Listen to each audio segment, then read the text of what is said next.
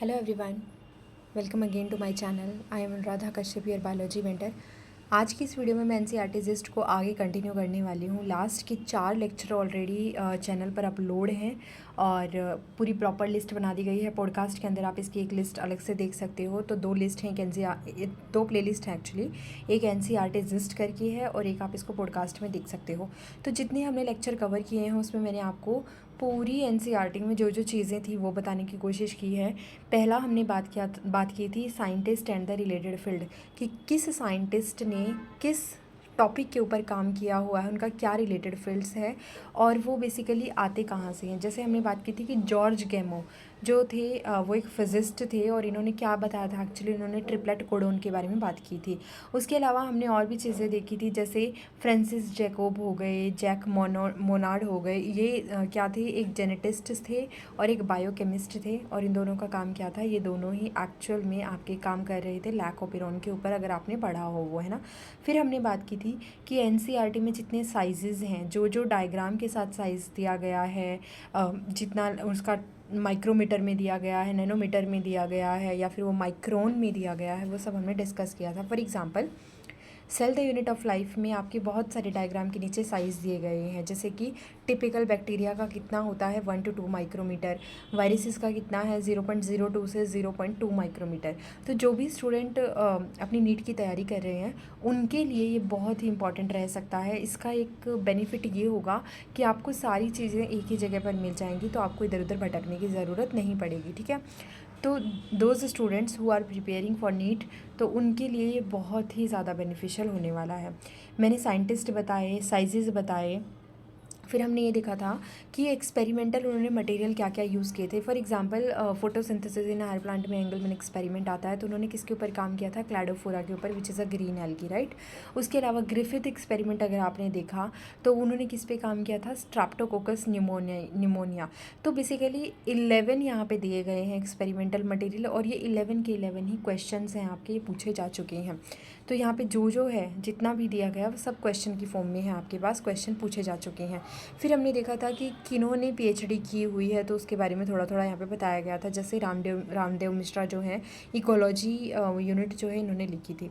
Nobel prizes की बात कर लें तो 1945 में फ्लेमिंग चेन एंड फ्लोरे इनको दिया गया था नोबेल प्राइज़। एक्चुअल में इन्होंने वर्क किया था, ठीक है। 1961 में कैल्विन को मिला था। 1962 में वॉटसन, क्रिक एंड विल्किंस को मिला था। इनको डीएनए के डबल हेलिकल स्ट्रक्चर के ऊपर क्या मिला था, नोबेल प्राइज़ मिला था। उसके अलावा हमने बात की थी कि टर्म जो है किसने कौन सी कॉइन की थी, यानी किसने डिस्कवर की थी या नाम दिया था। तो एक्चुअल में जो जैसे टर्म म्यूटेशन है, म्यूटेशन का टर्म जो है ये ह्यूगो डी वेरिस ने दिया था। बायोडाइवर्सिटी की जो टर्म थी प्रपोज की थी या पॉपुलराइज्ड हुई थी किसकी वजह से, एडवर्ड विल्सन की वजह से। इसके अलावा कुछ यूनिट्स होती हैं जो आप हर चीज़ के लिए यूज़ करते हो, जैसे कि अगर मैं आपको बोल दूँ लीवर की फंक्शनल यूनिट क्या है, तो आपका आंसर होना चाहिए हिपैटिक लोब्यूल, राइट। अब तो खैर आपके चैप्टर नहीं है डाइजेशन वाला। अगर आपसे कोई पूछ ले कि मसल्स की यूनिट क्या होती है, फंक्शनल यूनिट मसल की क्या है, तो आप बोलोगे सार्कोमियर, क्योंकि वही क्या करती है, कॉन्ट्रैक्शन करती है। और अगर कोई पूछे कि जब आप मसल्स बनाते हो तो मसल्स बनाते वक्त उसमें जो सेल होती है वो कौन सी होती है, यानी कि एनाटॉमिकल यूनिट ऑफ मसल क्या होगी, तो your answer should be muscle fibre और मायोफाइबर या फिर मसल सेल। उसके बाद हमने कुछ डेट की थी एनसीईआरटी की, जो ह्यूमंस से रिलेटेड है, यानी कि हमारी बॉडी के अंदर जो ऑर्गन है उनका वेट कितना होगा, sorry date not date, it's data actually. तो जैसे कि यूरिन की पीएच कितनी होती है 6, राइट। पीएच ऑफ सलाइवा क्या होता है 6.8। या फिर जो आपने रेस्पायरेटरी वॉल्यूम्स और रेस्पायरेटरी कैपेसिटीज़ देखी थी उनमें ध्यान होगा आपको कि आरवी कितना होता है, रेजिडुअल वॉल्यूम वो होता है 1100 से 1200 ml, क्लियर। जो हमारी डिफ्यूज़न मेम्ब्रेन है, जब हम सांस लेते हैं तो डिफ्यूज़न मेम्ब्रेन 3 चीज़ों की बनी हुई होती है, जो कि हमारी होती है squamous epithelium of liver, sorry of lungs, and बीच में होता है बेसमेंट मेम्ब्रेन, और सबसे अंदर होती है आपके पास endothelium of the blood vessel, ठीक है। तो ये चीज़ें हमने पढ़ी थी, क्वेश्चन है सारे के सारे पूछे जा चुके हैं। फिर शेप की बात आई थी कि कौन सा जो मैं सिर्फ एक रिवाइज़ करा रही हूँ, क्विक रिवाइज़, क्योंकि ऑलरेडी ये सब हो चुका है। तो कौन सी स्ट्रक्चर होगी किसी ऑर्गन की या फिर किसी पर्टिकुलर टिश्यू की कैसी स्ट्रक्चर होगी।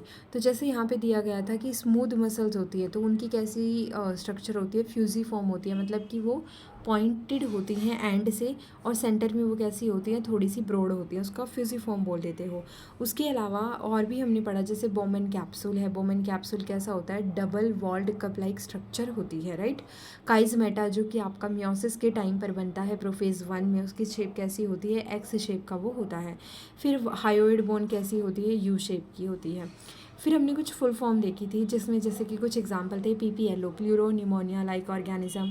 NCERT में लिखा गया है PPLO बायोलॉजिकल क्लासिफिकेशन में, तो उसका मतलब है pleuro pneumonia like organism. Clear. फिर हमने और भी पढ़ा था जैसे ART असिस्टेड रिप्रोडक्टिव टेक्नोलॉजी, जो कि आपका रिप्रोडक्टिव हेल्थ के अंदर आता है। उसके अलावा हमने ICSI के बारे में पढ़ा था, इंट्रासाइटोप्लाज्मिक स्पर्म इंजेक्शन के बारे में बात की थी, राइट। तो ऐसे करते करते हम पहुंच गए थे 116 के ऊपर। अब आगे से मैं बात करूंगी जो है 116, दैट इज़ GPP, जिसको हम बोलते हैं ग्रोस प्राइमरी प्रोडक्टिविटी। ये मैंने लास्ट में समझा दिया था। फिर 117 जो है वो है GNP, ग्रॉस नेशनल प्रोडक्ट। 118 है GDP, ग्रॉस डोमेस्टिक प्रोडक्ट, ठीक है। 119 है GFC, ग्रेजिंग फूड चेन, यानी कि एक ऐसी चेन जो वेजिटेरियन है, मतलब कि उसमें जैसे कोई ऑर्गेनिज्म पहले वेजिटेरियन के ऊपर फीड कर रहा है और फिर वो चेन आगे रन की है, तो उसको हम बोलते हैं ग्रेजिंग फूड चेन। 120 का मतलब है DFC, यानी कि डिट्राइटिस फूड चेन। ऐसे देयर आर सम ऑर्गेनिज्म जो किस पे फीड करते हैं, डेड एंड डिकेइंग ऑर्गेनिज्म पे फीड करते हैं और तब जाकर के फूड चेन होती है, उसको हम बोलते हैं डिट्राइटिस फूड चेन। IUCN 121 जो है, IUCN international union for conservation of nature and natural resources, यानी अगर आपको अपनी बायोडाइवर्सिटी को सेफ रखना है तो आपको IUCN के अंडर जो रूल्स हैं वो फॉलो करने पड़ेंगे। यहाँ पे उन्होंने कैटेगराइजेशन कर दिया है कि कुछ आपकी ऐसी चीज़ें होती हैं, कुछ ऐसे ऑर्गेनिज्म होते हैं जो बहुत ही वल्नियरेबल हैं, कुछ ऐसे हैं जो एक्सटिंक्ट हो चुके हैं। There are some organism which are in the endangered species category, right. तो उन्होंने ये बताया है। उसके बाद नेक्स्ट है 122 CPCB, that is central pollution control board. ये हमें बताता है कि एयर क्वालिटी कैसी है और कितना पोल्यूशन है और कितना कम करने की हमें ज़रूरत है। हमारे जो व्हीकल हैं उनको हम किस तरीके से इतना इम्प्रूव कर सकते हैं कि पोल्यूशन को कम किया जा सके। नेक्स्ट है 123 CNG, that is compressed natural gas. 124 है PPB, यानी कि पार्ट्स पर बिलियन। जब आप किसी चीज़ को मेजर करते हो तो आप उसको मिलियन या बिलियन की फॉर्म में दिखाते हो, तो पार्ट्स पर billion is basically what PPB। और PPM हो गया आपका पार्ट्स पर मिलियन। जब आप उसको मिलियन टुकड़ों में तोड़ देते हो एक पार्ट को, तो उसको बोलते हो पार्ट्स पर मिलियन, राइट। फोम क्या है, foam is basically friends of Arcata Marsh. इन्होंने पूरी ना एक सीरीज़ बनाई थी जिसके थ्रू ये क्या कर सकते थे, जो पॉल्यूटेड वाटर होता है या जो सीवेज से वाटर आता है उसको आप एक ही सीरीज़ में यूज़ कर सकते हो और उसको क्लियर करके या रिवर में डाल सकते हो।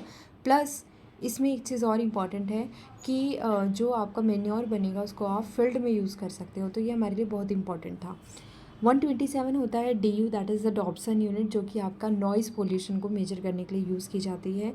नेक्स्ट होता है CFC-S, दैट इज़ क्लोरोफ्लोरोकार्बन्स। इसका मतलब ये है कि जो आप ओजोन लेयर का डिप्लेशन देख रहे हो, एक्चुअली ये CFC-S जो होते हैं इसमें एक मेजर रोल प्ले कर रहा है। और क्लोरोफ्लोरोकार्बन जो होता है वो आपके रेफ्रिजरेटर से भी एग्जिट आउट होती रहती है। तो यहाँ पे क्लोरोफ्लोरोकार्बन जो है वो ओजोन डिप्लेशन के लिए बहुत ही रोल प्ले करती है। उसके अलावा 130, that is the last terminology, last full form 130 JFM joint forest management 1980 में इसके बारे में दिया गया था। इन्होंने कहा था इनके अंडर ना, मतलब ऐसा था कि बहुत सारे आप फॉरेस्ट को प्रोटेक्ट कर सकते हो ताकि जंगल को कटने से बचाया जा सके। और चिपको आंदोलन जैसे शुरू हुआ था वैसे ही joint forest management, there is a group actually, वो क्या करता था, वो प्रोटेक्ट करने के लिए फॉरेस्ट को प्रोटेक्ट करने का काम करता था, ठीक है। अब है next category, that is important cell in NCERT। तो NCERT के अंदर बहुत सारी ऐसी कोशिकाएं हैं, बहुत सेल्स हैं जो हेल्प करती हैं किस चीज़ में, बहुत सारे फंक्शन परफॉर्म करने में। फॉर एग्जांपल फर्स्ट है heterocyst. These are the specialized cells which are found in the nostoc and anabina, which help in the fixation of atmospheric nitrogen. देखो, नोस्टोक और एनाबिना जो हैं ये बैक्टीरिया हैं या ब्लू ग्रीन algae आप इनको एक्चुअली बोल सकते हो। ये अपना खाना खुद बना सकते हैं। लेकिन ये साथ में एक रोल और प्ले करते हैं। ये क्या करते हैं, ये एटमॉस्फेरिक नाइट्रोजन जो होती है उसको फिक्स करने का काम करते हैं in the roots of the plant by making the nodules in the root of plant. तो these are the kind of specialized cell which जो आपको कहाँ मिलेगी, नोस्टोक और एनाबिना के अंदर मिलती ही है। These are the blue green algae, और जिनको हम बैक्टीरिया भी बोलते हैं। तो ये ऐसे बैक्टीरिया होते हैं जो अपना खाना खुद बना सकते हैं, ठीक है। उसके अलावा हमने पढ़ा था कि एक सबसे छोटी सेल जो होती है वो होती है माइकोप्लाज्मा की, जो काइंड ऑफ बैक्टीरिया होता है लेकिन विदाउट सेल वॉल होता है। और इसको आप प्लूरोनिमोनिया लाइक ऑर्गेनिज्म भी बोल सकते हो, क्योंकि इसकी खुद की कोई सेल वॉल नहीं होती, इसलिए इसकी स्ट्रक्चर रिजिड नहीं होती है, ये अपनी शेप को थोड़ा बहुत चेंज कर पाता है। कोएनोसाइट्स क्या होती हैं, ये आपको मिल जाएंगी एक्चुअल में निडेरिया फाइलम के अंदर। निडेरिया फाइलम जो है उसको आप एक नाम और देते हो, दैट इज़ द सिडेंट्रेटा, और उनके पास निडल लाइक सेल्स होती हैं जिनको हम बोलते हैं कोएनोसाइट्स या फिर कोलर सेल। एक्चुअल में एक जैसे एक बोतल होती है ना, बोतल, अब बोतल के अंदर पानी भरते हो आप, तो वो जो खाली स्पेस है उसको स्पॉन्जियोसील बोलोगे, और उस स्पॉन्जेस के अंदर, उस सेल्स के अंदर और उस बोतल के अंदर जब आप पानी भरोगे तो क्या होगा कि बोतल एक्चुअली में जो आपकी है उसके अंदर आपने जब पानी भरा तो ऑस्क्यूलम और ओस्टिया वहाँ पे होते हैं। सॉरी मैंने सिलेंट्रेटा बोल दिया, ये स्पॉन्जेस के अंदर होता है क्योंकि सारी स्ट्रक्चर वहीं पर होगी। तो बोतल जो है वो स्पॉन्जियोसील है, राइट। और इसमें अंदर की तरफ कैनाल सेल्स लगी होती हैं जिनको हम कॉलर सेल्स बोलते हैं एक्चुअली, जिनको क्वेनोसाइट्स भी बोला जाता है। These are the flagellated cell. जब ओस्टिया से बहुत सारा पानी अंदर की तरफ एंट्री करता है तो इन कॉलर सेल्स, ये कॉलर सेल्स में फ्लैजिला लगे होते हैं, तो उस पानी के अंदर जितना भी खाना होता है उसको क्या कर लिया जाता है, फ़िल्टर कर लिया जाता है, इसलिए इनको फ़िल्टर फीडर भी कहते हो आप स्पॉन्जेस को। नेक्स्ट होती है निडोब्लास्ट, जो निडेरिया के अंदर आपको मिलती है, इनको हम निडोसाइट्स भी बोलते हैं। ये आपको सिलेंट्रेटा में, निडेरिया में मिलती हैं, और इनका काम क्या होता है, इनके अंदर स्टिंगिंग कैप्सूल और निमेटोसिस्ट होता है। जैसे ही इन्हें पानी के अंदर खतरा फील होता है, ये तुरंत क्या करती हैं, इस निमेटोसिस्ट से स्टिंगिंग कैप्सूल को बाहर निकाल देती हैं, या फिर इस निमेटोसिस्ट के अंदर टॉक्सिन भरा होता है जिसको आप बोलते हो हिप्नोटॉक्सिन, और उसका यूज़ करके ये जो खतरा होता है इनके आसपास, इनको क्या कर देती हैं, ख़त्म कर देती हैं। उसके बाद आती है फ्लेम सेल, जो आपको प्लेटीहेल्मिन्थेस के अंदर मिल जाएगी। इनको हम सोलेनोसाइट्स भी बोलते हैं, और इनका काम क्या होता है, एक्सक्रीशन और ऑस्मो रेगुलेशन का इनका काम होता है। इनकी स्ट्रक्चर ऐसी होती है जैसे आग होती है, आग की फ्लेम्स होती है, उसके अकॉर्डिंग इनकी स्ट्रक्चर होती है। और ये कहाँ मिलती हैं, they found in the flat worms and they help in the osmo regulation and the excretion. Platyhelminthes के आपका अंदर आपको ये मिल जाएंगी। नेक्स्ट होती है statocyst. Basically these are the balancing organ, जो कि आपको आर्थ्रोपोडा में मिल जाएंगे। ये आपके हेड वाले रीजन में होते हैं। ये इंश्योर करते हैं कि आपकी एक बैलेंस लेवल बना रहे। जैसे हमारी बॉडी में भी हमारे ईयर के अंदर जो फ्लूइड होता है वो स्टेटोसिस्ट की तरह काम करता है, यानी बैलेंसिंग ऑर्गन की तरह काम करता है, जिसकी वजह से we can stand in the right position, right. उसके अलावा आपने रूट हेयर देखे होंगे, तो ये कहाँ मिलते हैं आपको, in the zone of the maturation and they help in the water and the mineral absorption. आपको पता है कि जब आप रूट की बात करते हो तो वहाँ पे डिफरेंट जोन्स होते हैं, जैसे मेरिस्टेमेटिक जोन हो गया, या इलोंगेशन जोन हो गया, या एक होता है मैचुरेशन जोन, राइट। तो मैचुरेशन जोन के अंदर आपको क्या मिल जाते हैं, हेयर सेल्स मिल जाते हैं, और इनका काम क्या होता है, ये आपको वाटर और मिनरल के एब्जॉर्प्शन में हेल्प करते हैं। उसके बाद आती हैं गार्ड सेल्स। गार्ड सेल्स का काम होता है जो आपके स्टोमेटा हैं, स्टोमेटा जिनसे जो वाटर ड्रॉपलेट्स हैं वो इन और आउट होती हैं, एक्चुअल में उन स्टोमेटा को क्या करके रखती हैं, उन स्टोमेटा को गार्ड करती हैं, उनको इनक्लोज करके रखती हैं। तो guard cell are the encloses the stomatal aperture or pore and these are the bean shape। Actual में इनकी राजमा जैसी शेप होती है, बट अगर आप उसको मोनोकोट में देखोगे, इन द मोनोकोट दीज यानी ग्रासेस वगैरह में अगर आप देखते हो तो इनकी शेप डम्बेल शेप होती है। तो गार्ड सेल का काम क्या होता है, इनक्लोज करके रखना स्टोमेटल अपर्चर को और पोर को, और इनकी शेप डाइकोट में आपको ज़्यादातर बीन शेप दिखाई देगी, और मोनोकोट के अंदर ज़्यादातर आपको डम्बेल शेप दिखाई देती है। एक होती है subsidiary cell. There are some epidermal cell in the vicinity of the guard cells become specialized in their shape and size and called subsidiary cells। तो एक्चुअल में गार्ड सेल को भी सराउंड करने वाली स्पेशल टाइप की epidermal cells होती हैं, जिनको आप क्या बोलते हो, सब्सिडरी सेल्स बोलते हो। फिर हम बात करते हैं बंडल शीथ सेल की। ये आप सबको पता है, बंडल शीथ सेल जो होता है वो रेस्पायरेशन को कम करता है प्लांट के अंदर, जिसकी वजह से खाना प्रॉपरली बन पाता है। क्रेन्स एनाटॉमी C4 प्लांट के अंदर आपने पढ़ी भी होगी। तो बंडल शीथ सेल क्या होती हैं, वस्कुलर बंडल के अराउंड होती हैं बंडल शीथ सेल।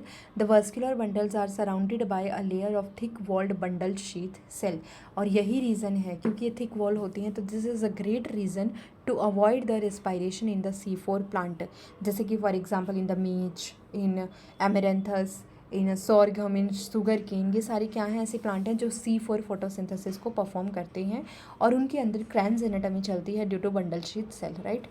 फिर आता है नंबर 11 बोलीफॉर्म सेल, जिसका काम क्या है कि ग्रासेस में, in the grasses for example in the grasses certain adaxial epidermis cells along the veins modify themselves into large empty and colourless cell.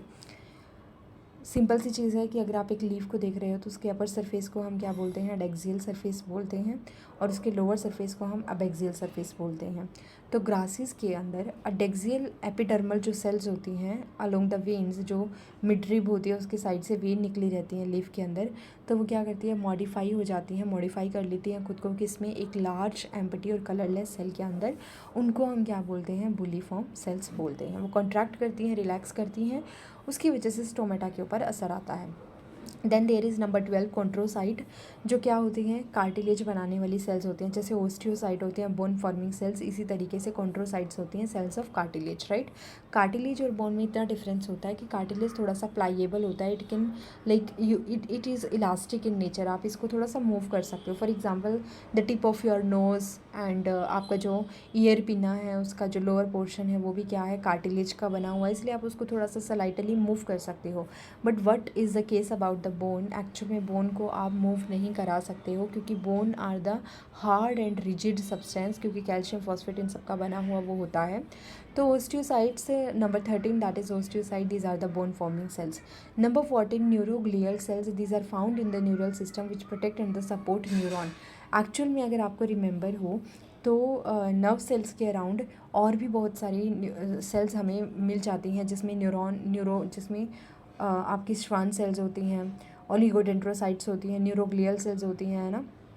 तो न्यूरॉन के अलावा भी हमें न्यूरोग्लियल सेल्स मिलती हैं ब्रेन में, तो वो क्या करती हैं, they found in the neural system which protect and support neurons, उनका काम करती हैं।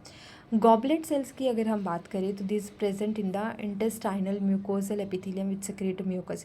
आपकी बॉडी में जहाँ पे भी म्यूकस रिलीज़ होगा, जैसे आपकी गट लाइनिंग को प्रोटेक्ट करने के लिए, अगर आपने ज़्यादा गर्म खा लिया, ज़्यादा ठंडा खा लिया, उस चीज़ को प्रोटेक्ट करने के लिए आपकी गट लाइनिंग में अंदर की तरफ, ल्यूमन की तरफ, there is a lining of cells which secrete mucus, जो उसको क्या करती है, प्रोटेक्ट करती है। डाइजेशन वाले चैप्टर में म्यूकस नेक सेल्स के बारे में दिया गया है, जो कि गैस्ट्रिक ग्लैंड यानी स्टमक के अंदर जो ग्लैंड्स होती हैं उनमें, जैसे ब्रूनर ग्लैंड हो गई या और भी जो ग्लैंड होती हैं उनके अंदर प्रेजेंट होती है, और इनका काम क्या होता है, म्यूकस को सिक्रेट करना। उसके अलावा पैप्टिक और चीफ सेल्स होती हैं, they present in the gastric gland and secrete pepsinogen. तो ये पैप्सिनोजन सिक्रेट करते हैं जो प्रोटीन को तोड़ने का काम करता है। नंबर 18 है पेराइटर और ऑक्जेंटिक सेल, ये क्या करते हैं, आपकी जो स्टमक है उसके अंदर HCl बनवाने का काम करती है।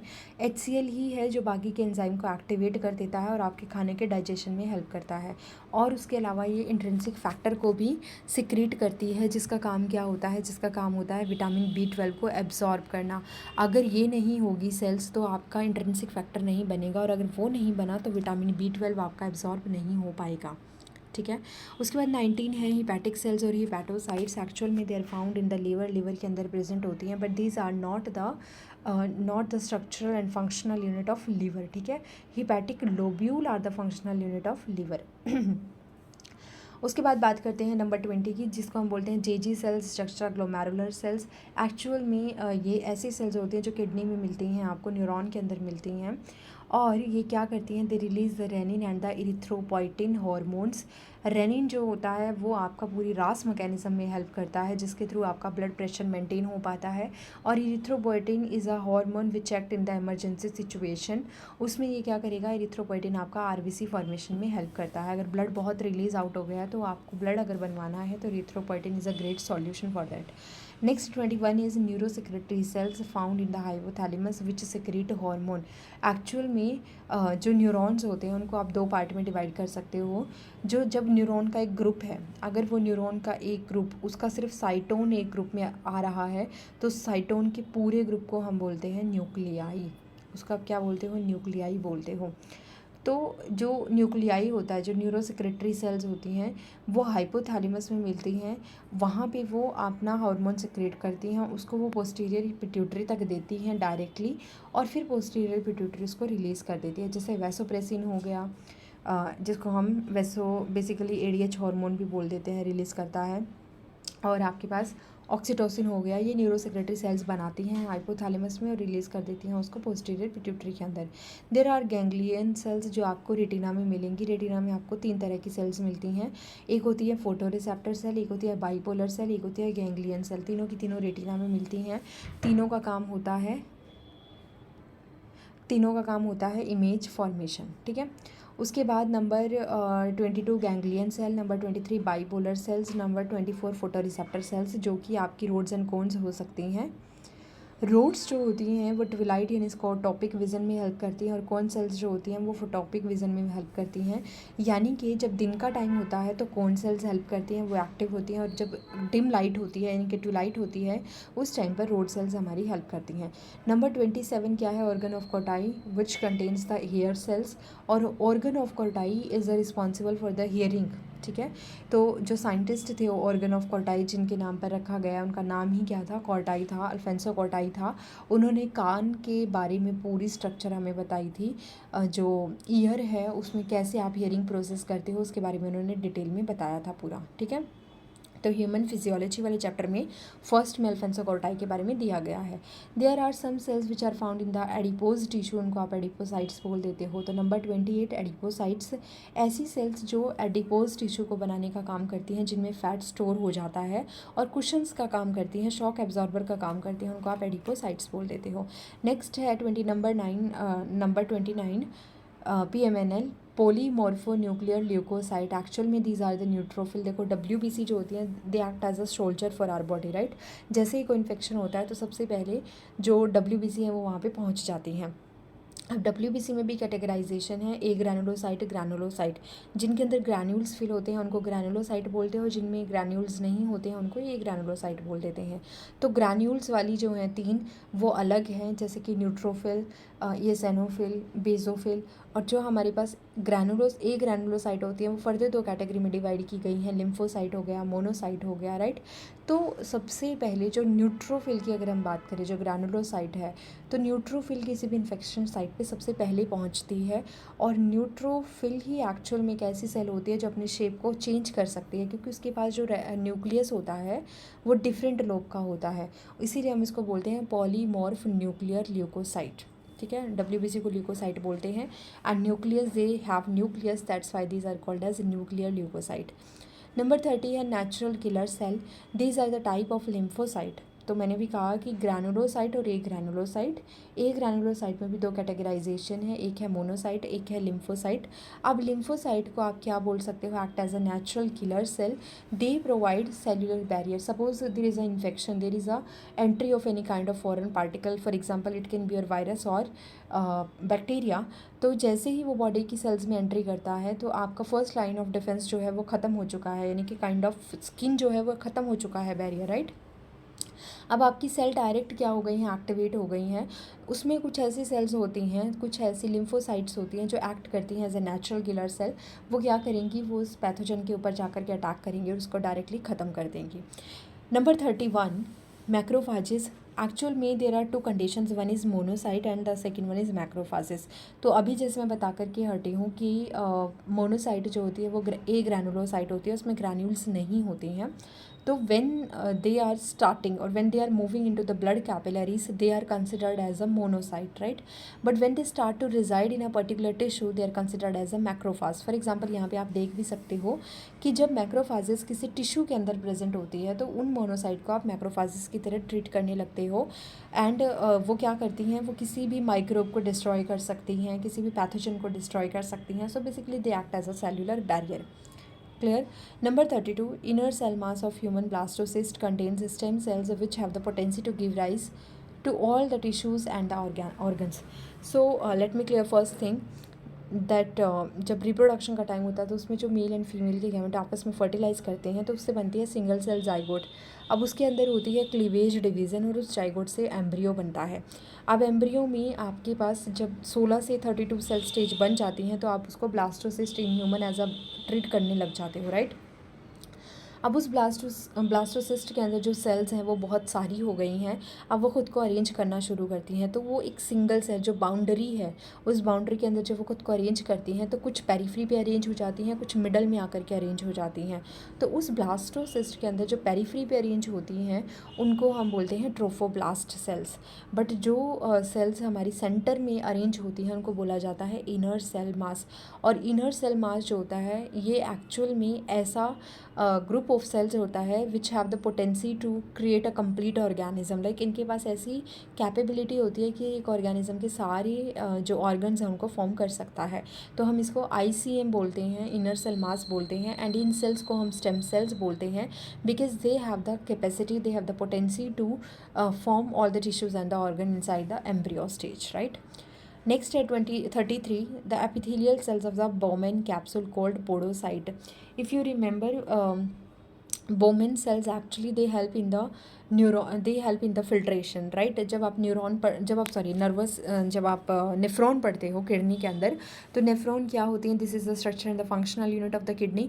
तो नेफ्रॉन की स्ट्रक्चर में आप डिवाइडेशन जब देखते हो तो कुछ ऐसा होता है कि सबसे पहले बोमन कैप्सूल होता है, फिर हमारे पास पीसीटी होता है, देन एक लूप ऑफ फैनले होगी, देन डीसीटी होगा, then there is a collecting duct विच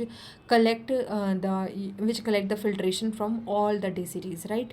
तो वो सारा क्या होगा from lot of the DCTs actually. तो जो कलेक्टिंग डक्ट है वो लास्ट पोर्शन होगा और जो बोमेन कैप्सूल है वो फर्स्ट पोर्शन होगा। अब उस बोमेन कैप्सूल के अंदर जब फिल्ट्रेशन के लिए ब्लड आकर के गिरता है तो उसको क्या करना होता है, उसको फिल्टर करना होता है। तो उन फिल्ट्रेशन के लिए वहाँ पे एक स्पेशल टाइप की सेल्स लगी हुई होती है जिनको क्या बोलते हो, पोडोसाइट्स बोलते हो, ठीक। So this is all about the special cells या important cells in the NCERT। अब हम बात करेंगे कॉन्ट्रीब्यूशंस ऑफ बायोलॉजिस्ट।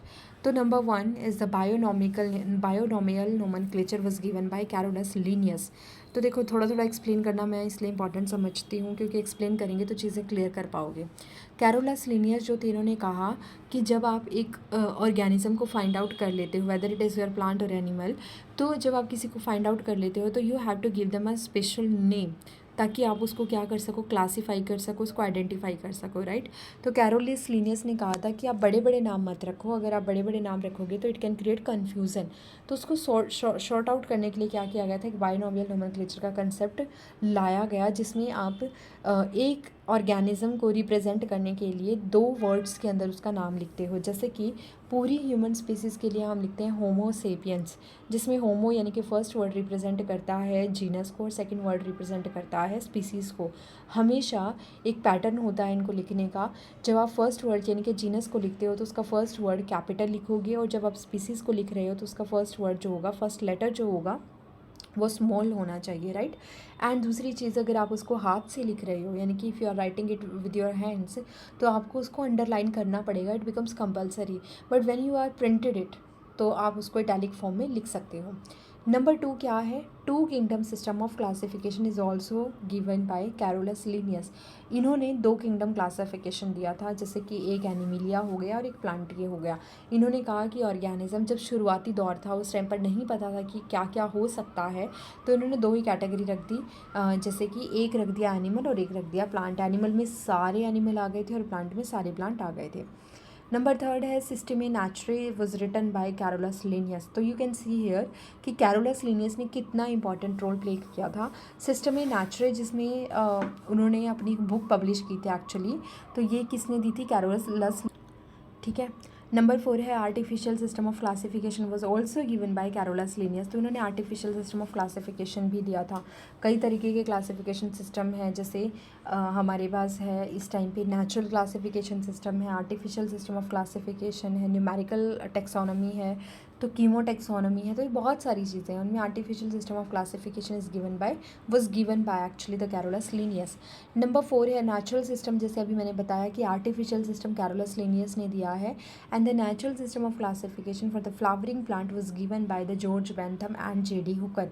तो there are 2 scientist which help in the formation of the natural system of classification for the flowering plant. Number 6 है five kingdom system of classification is was given by R.H. Whittaker in the year 1969. It is again very important because it is a very most important ask question from NEET. ठीक है, तो याद रखना. Number 7 है Aristotle ने क्या कहा था, इन्होंने कहा था कि अगर आप किसी चीज़ को क्लासीफाई कर रहे हो तो आपको उसके लिए कोई साइंटिफिक बेस रखना होगा. तो उन्होंने इसके रिस्पेक्ट में फर्स्ट अटैम्प्ट किया था that Aristotle was the earliest to attempt a more scientific basis for the classification. And number 8 में क्या बताया गया है कि biological classification of the plants and animal was first proposed by the Aristotle. उनके अंदर ये चीज़ थी, उन्होंने ये कहा कि अगर आप किसी ऑर्गेनिज्म को क्लासीफाई कर रहे हो तो please be careful with that and एक साइंटिफिक बेसिस उसमें फॉलो करो. तो बायोलॉजिकल क्लासिफिकेशन जो प्लांट और एनिमल का किया गया था वो अरिस्टोटल जी ने बताया था. नंबर 9 है casual organism causal organism, not casual actually, causal organism for the mosaic disease of tobacco is recognized by DJ Ivanowsky in 1892. 1892 में डीजे इवानोस्की ने एक डिज़ीज़ को कॉज करने वाले ऑर्गेनिज्म का पता लगाया था. उन्होंने बताया था कि जो डिज़ीज़ है टोबैको के अंदर वो किसकी वजह से एक्चुअल में हो रही है. तो डीजे इवानोस्की ने सबसे पहले 1892 में इसके बारे में बताया था. नंबर 10 है contagium vivum fluidum is also called as contagium vivum fluidum is called by M.W. Beijerinck in 1898 ने 1908 में बेजरनिक ने कहा था कि जो कोजल ऑर्गेनिज्म है वो एक्चुअल में एक काइंड ऑफ फ्लूइड है जो टॉक्सिक है, जिसको हम बोलते हैं कि वो कंटामिनेशन को कंटामिनेट करता है हर चीज़ को. तो उसको बोला गया था कॉन्टाजियम वाइवम फ्लूइडम. ठीक है, फिर वायरस जो थे, वायरस के स्ट्रक्चर को क्रिस्टलाइज किया जाना था, तो वो किसने किया था, that was done by M.W. Stanley in 1935. ये छोटी छोटी आपके पास एक डिस्कवरी की फॉर्म में दे रखा है, तो इसको एज अ रीड कर लेते हैं, याद ही रखने वाला काम है. तो बायोलॉजिकल क्लासिफिकेशन में दुनिया भर की चीज़ें हैं जो आपको याद रखनी पड़ेंगी. तो वायरसेस जो थे उनको क्रिस्टलाइज किया था W.M. स्टेनले ने 1935 में. Viroids which are smaller than the viruses. मैं आपको डिफरेंस बता देती हूँ तीन चीज़ों के अंदर. वायरस हो गया, वायरॉइड्स हो गए और प्रायोन्स हो गए. वायरस जो होते हैं एक्चुअल में वायरस के पास एक बाहर का एनवलप होता है प्रोटीन का बना हुआ, और उसके अंदर एक जेनेटिक मटेरियल होता है, चाहे वो RNA हो चाहे वो DNA हो. ज़्यादातर केसेस में वो RNA होता है, वो भी सिंगल स्टैंडर्ड होता है, राइट. तो उसके पास एक प्रोटेक्टिव कोट भी होती है जो कि कैप्सिड की बनी हुई होती है, यानी कि प्रोटीन की बनी हुई होती है. तो इन रियलिटी वायरसेस के पास दोनों चीज़ें होती हैं. फिर आते हैं वायरॉइड्स जो होते हैं उनके पास इन रियलिटी सिर्फ और सिर्फ जेनेटिक मटेरियल होगा, उसको बाहर से प्रोटेक्ट करने के लिए एक प्रोटीन की कोट नहीं होती है, सिर्फ और सिर्फ जेनेटिक मटेरियल होता है, यानी कि वो वायरसेस से छोटे होते हैं. उसके बाद हम प्रायोन्स की अगर बात करें तो प्रायोन्स में सिर्फ और सिर्फ प्रोटीन की आउटर कोट होती है, अंदर का जेनेटिक मटेरियल नहीं होता है. इसका मतलब दोनों प्रायोन्स और वायरस जो होंगे वो छोटे होंगे वायरसेस से. प्रायोन्स जो होते हैं वो बहुत ख़तरनाक बीमारियाँ फैलाते हैं, जैसे कि जैकोब मैनोर डिजीज़, लेकिन वो ज़्यादातर एनिमल्स में फैलाते हैं, ह्यूमन में नहीं फैलाते हैं. ठीक है, तो कहाँ पे थे हम, नंबर 12 के ऊपर थे. वायरॉइड्स की डिस्कवरी वायरस की स्ट्रक्चर की डिस्कवरी या क्रिस्टलाइजेशन किसने किया था, W.M. स्टेनले ने 1935 में. वायरॉइड्स को डिस्कवर किया था T.O. डायनियर ने 1971 में. ये सारे क्वेश्चन कई बार पूछे जा चुके हैं. नंबर 13 है anatomy of the seed plants published by Katherine Esau. ठीक है, 1960 में. बट ये अब नहीं पूछा जाता क्योंकि ये सब नहीं दिया गया है, बट एक बार याद करना चाहो तो कर सकते हो कि जो सीड प्लांट्स होते हैं, यानी कि जैसे एंजियोस्पर्म हो गए, तो उनकी एनाटमी के बारे में किसने बताया था, कैथरीन ने.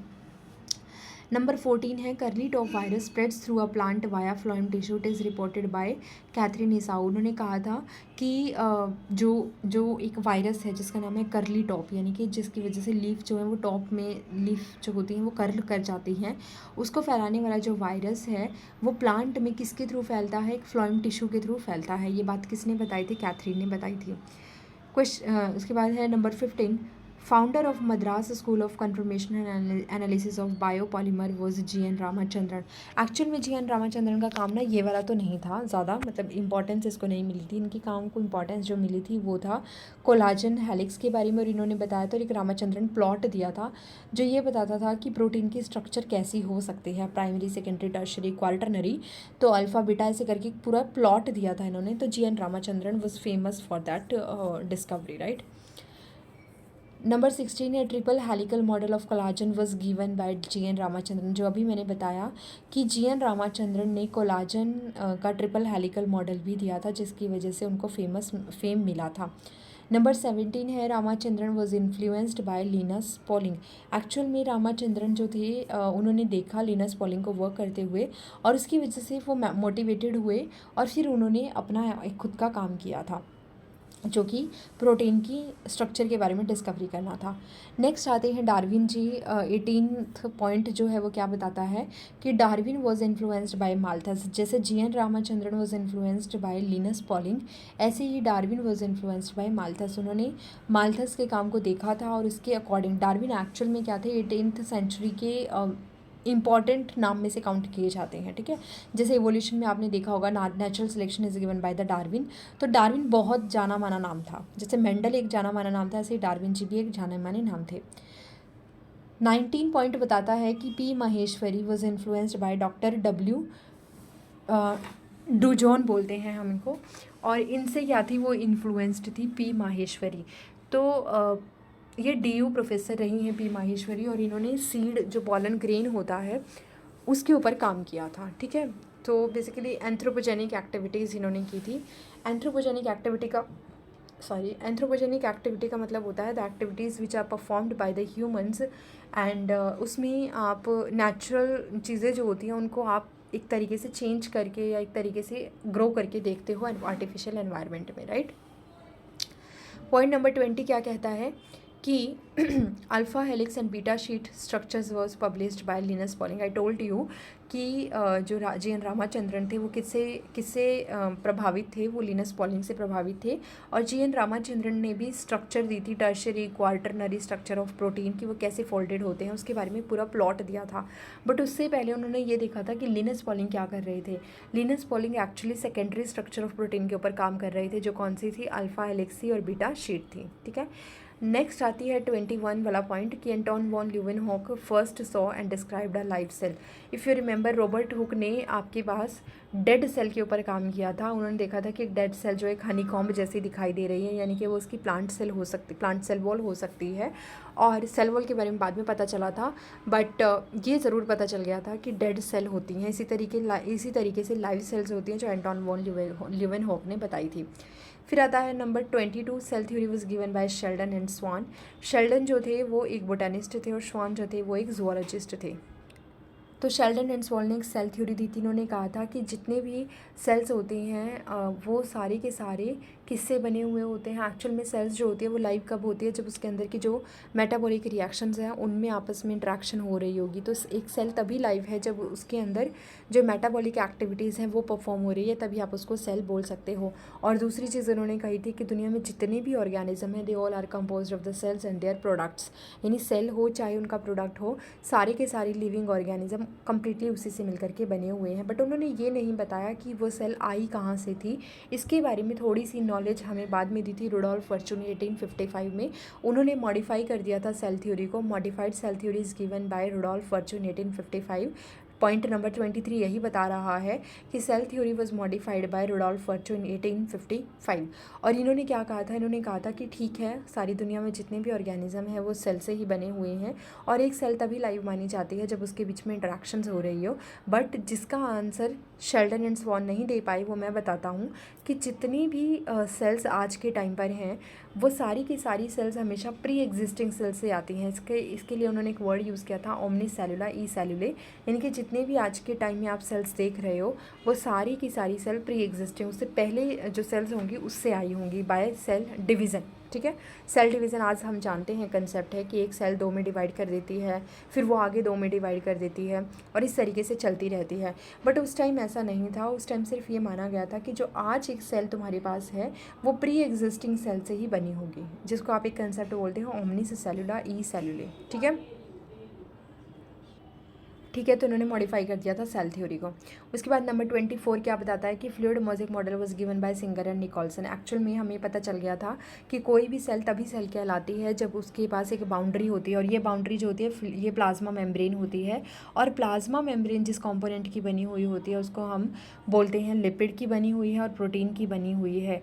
और लिपिड एंड प्रोटीन जो होते हैं वो एक फ्लूइड में की तरह वहाँ पे ट्रैवल करते हैं। इसका जो मॉडल था it was given by Singer and Nicolson in 1972 and इस मॉडल को दिया गया था नाम फ्लूइड मोज़ेक मॉडल। ठीक है, उसके बाद थी 25 Golgi bodies was discovered by Camillo Golgi. Camillo Golgi ने गोल्जी बॉडी को डिस्कवर किया था, जो कि आपका क्या काम करती है, एक्चुअल में मॉडिफिकेशन का काम करती है। प्रोटीन को मॉडिफाई करना, लिपिड को मॉडिफाई करना, उनको मैच्योरेशन में हेल्प करना, एक्रोजोम जो होता है उसका फॉर्मेशन करवाना। तो गोल्जी जो है basically it is a packaging, it is used for the packaging of the ribosome of the protein and the lipid. तो ये इसका मेन काम होता है। ठीक है, उसके बाद राइबोसोम जो होते हैं जो प्रोटीन सिंथेसिस में हेल्प करते हैं, जिनको प्रोटीन फैक्ट्री बोला जाता है एक्चुअल में, they was discovered by the George pallid in 1953। Number 27 that nucleus. Nucleus आपको पता है ब्रेन ऑफ द सेल है and it was first discovered and described by the Robert brown 1831। 1831 में रॉबर्ट ब्राउन ने न्यूक्लियस के बारे में बताया था। न्यूक्लियस की डिस्कवरी 1831 में की गई थी। उसके बाद 28 पॉइंट है Melvin Calvin earn Nobel prize in 1961 for mapping the pathway of the carbon assimilation in the photosynthesis. ठीक है, तो एक्चुअल में फोटोसिंथेसिस में जो खाना बनता है वो बनता कैसे है, जिसमें डिफरेंट स्टेप आते हैं, जैसे कार्बोक्सिलेशन होता है, रिडक्शन होता है, रीजनरेशन ऑफ NADA होता है, रिडक्शन ऑफ रुबिस्को RUBP होता है, रीजनरेशन ऑफ RUBP होता है। तो वो सब होता कैसे है, इस पूरे पाथवे को समझने का जो काम किया था that was done by Melvin Calvin. इसलिए हम इसको जो फर्स्ट स्टेबल प्रोडक्ट वहाँ पे बना था उसको आप C3 प्रोडक्ट यानी कि C3 यानी PGA बोलते हो, ट्रायोस फॉस्फेट भी बोल देते हो। तो वो जो पहला प्रोडक्ट था उसके नाम पर इसका साइकिल का नाम रखा गया था C3 साइकिल। तो ये किसने डिस्कवर किया था, मेल्विन कैल्विन ने, इसलिए इनको 1961 में इसके लिए नोबेल प्राइज़ भी मिला था। 29 पॉइंट क्या कहता है कि कैल्विन वर्क विद J.A. बाज़म, इनके साथ इन्होंने काम किया था। 30 पॉइंट क्या है, hydroponic technique developed by Julius von शेशे।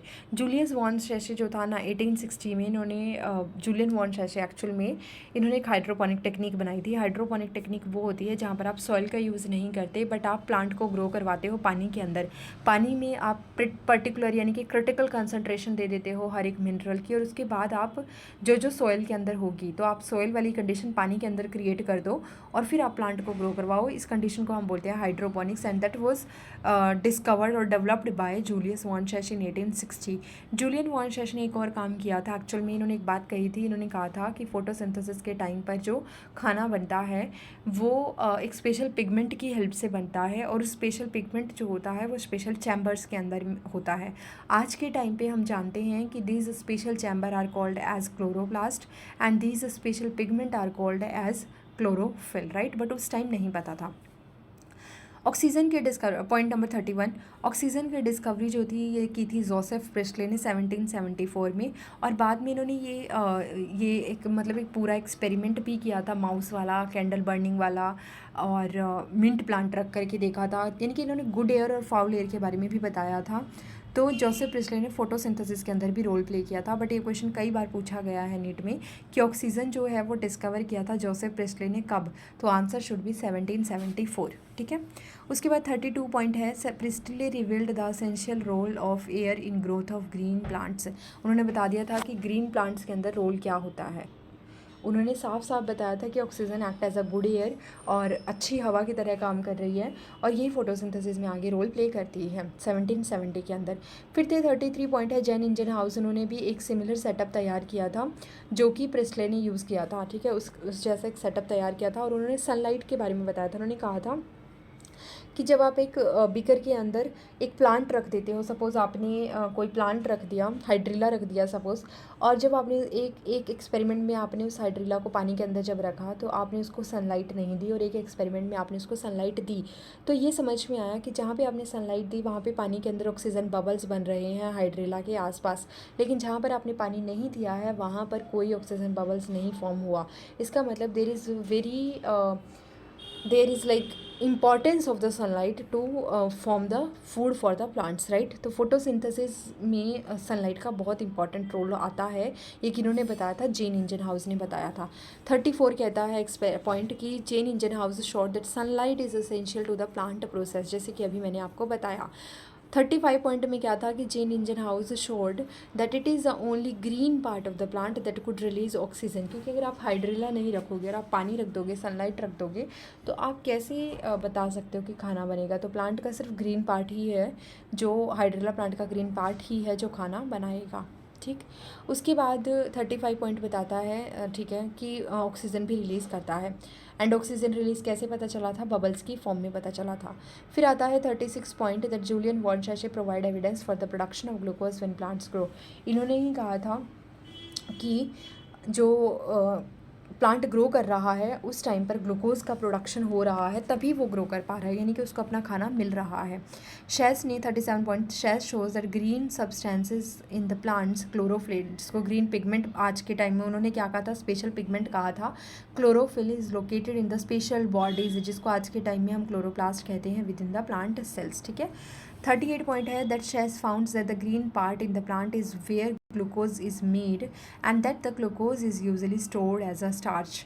आपको पता है कि ग्लूकोज बनता किस फॉर्म, जो आपका प्लांट है वो फोटोसिंथेसिस के टाइम पे जो खाना बनाता है वो ग्लूकोज की फॉर्म में बनाता है।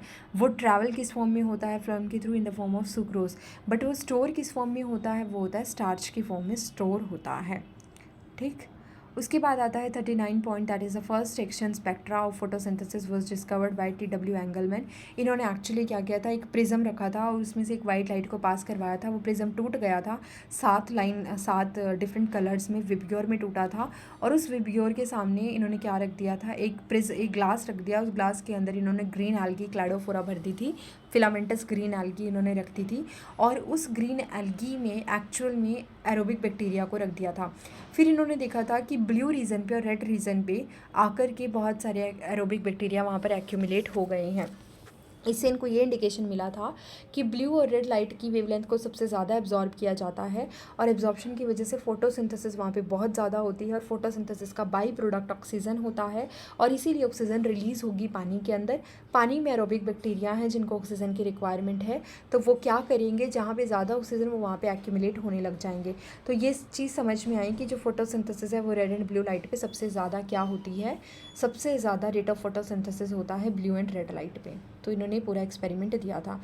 नंबर 40 है van Niel demonstrated that photosynthesis is essentially a light dependent reaction in which hydrogen form a suitable oxidizable compound reduces carbon dioxide to carbohydrate. Actual में वेन नील ही थे जिन्होंने सारी चीज़ों को बताया था कि जो फोटोसिंथेसिस के टाइम पे इक्वेशन जब आप लिखते हो, तो इस इक्वेशन में आप जो वाटर यूज़ करते हो उस वाटर से ही ऑक्सीजन आती है, कार्बन डाइऑक्साइड से आपके पास ऑक्सीजन नहीं आती है। जैसे कि फोटोसिंथेसिस की एक इक्वेशन है 6CO2 + 12H2O in the presence of sunlight and chlorophyll they give you C6H12O6 + 6O2 + 6 water molecule, right. तो जो वो O2 आया है, इट वॉज एज्यूम्ड प्रायरली कि वो जो वहाँ पे ऑक्सीजन आया है वो CO2 से आएगा, लेकिन वेन नील जो थे इन्होंने क्लैरिफाई कर दिया था कि ये यहाँ से नहीं आएगा, क्योंकि अगर वो वाटर को रिप्लेस कर देते हैं इन द रिएक्टेंट पोजीशन पर, अगर वो वाटर की जगह H2S रख दें जो कि ग्रीन सल्फर बैक्टीरिया के अंदर होता है, तो अगर वो वाटर की जगह पे H2S रख देते हैं तो आपको ऑक्सीजन नहीं मिलती, आपको सल्फ़र मिल जाती है। इससे ये तो क्लियर था कि जो वाटर है वही आपको ऑक्सीजन देता है, कार्बन डाइऑक्साइड से ऑक्सीजन नहीं आती है ड्यूरिंग द फोटोसिंथेसिस, ठीक है। उसके बाद 41 पॉइंट यही बता रहा है that van Niel inferred that the oxygen evolved by the green plant comes from the water not from the CO2। ये मैंने आपको क्लियर कर दिया। Number 42 Calvin use radioactive C14 in the algal photosynthesis study that led the discovery that the first CO2 fixation product was a 3 carbon organic compound. Actual में करते क्या थे experiment के टाइम पे, जो नॉर्मल आइसोटोप होता था, normal compound होता था, उसका एक आइसोटोप ले लेते थे या रेडियो एक्टिव आइसोटोप ले लेते थे, ताकि रेडियो एक्टिव आइसोटोप जो है वो आपका फ्लरिश करे, चमके, है ना। तो वो जब आगे प्रोडक्ट में जाएगा तो वो आगे वाला प्रोडक्ट क्या करने लग जाएगा? लाइटन अप हो जाएगा। तो उससे हमें समझ आ जाएगा कि हमारा जो जो कार्बन है वो कहाँ गया है। अगर आपको कार्बन को ट्रेस करना है तो कार्बन के साथ आप एक रेडियो एक्टिव लगा दीजिए। अब कार्बन जहाँ जहाँ जाएगा वहाँ पे वो लाइटन अप होता चला जाएगा और उससे हमें समझ आ जाएगा कि येस हमारा ये वाला कार्बन का मॉलिक्यूल आगे ट्रैवल कर रहा है। तो केल्विन ने यही किया था जब उन्होंने C3 साइकिल को स्टडी किया था और देखा था कि खाना कैसे बनता है प्लांट के अंदर। ठीक, 43 पॉइंट क्या बताता है कि the whole pathway of the C3 cycle, जिसको हम कैल्विन मेल्विन साइकिल भी बोलते हैं, it was Calvin cycle was worked by the Calvin and Benson. ये दो थे जिन्होंने इसके ऊपर काम किया था। एक और होता है हमारे पास पाथवे जिसको बोला जाता है C4 पाथवे। तो 44 पॉइंट क्या कहता है कि C4 pathway was discovered by hatch and slack, इसलिए हम इसको हैच एंड स्लैक पाथवे भी बोलते हैं। 45 है that is the law of the limiting factor was given bye Blackman in the 1905। इन्होंने 1905 इन्होंने कहा था कि आपके पास चाहे दुनिया भर की चीज़ें हों, बट अगर आपको एक रिएक्शन को रोकना है तो जो सबस्ट्रेट आपके पास सबसे कम होगा और अगर वो रिएक्शन में यूज़ हो रहा है तो सिर्फ उस सबस्ट्रेट की कंसंट्रेशन पे ही डिपेंड करेगी कि रिएक्शन कितनी आगे जाएगी। सपोज़ अगर आपको कोई प्रोडक्ट बनाना है तो आपको रिएक्टेंट काउंट करने होंगे। अगर आपके पास बराबर रिएक्टेंट है तो आप प्रोडक्ट बना सकते हो, बट अगर एक भी रिएक्टेंट कम हो गया तो आप प्रोडक्ट अचीव नहीं कर सकते। तो इसको बोला जाता है लॉ ऑफ लिमिटिंग फैक्टर कि जो चीज़ सबसे कम होगी वो पूरी प्रोसेस को क्या कर देगी, लिमिट कर देगी, रोक देगी।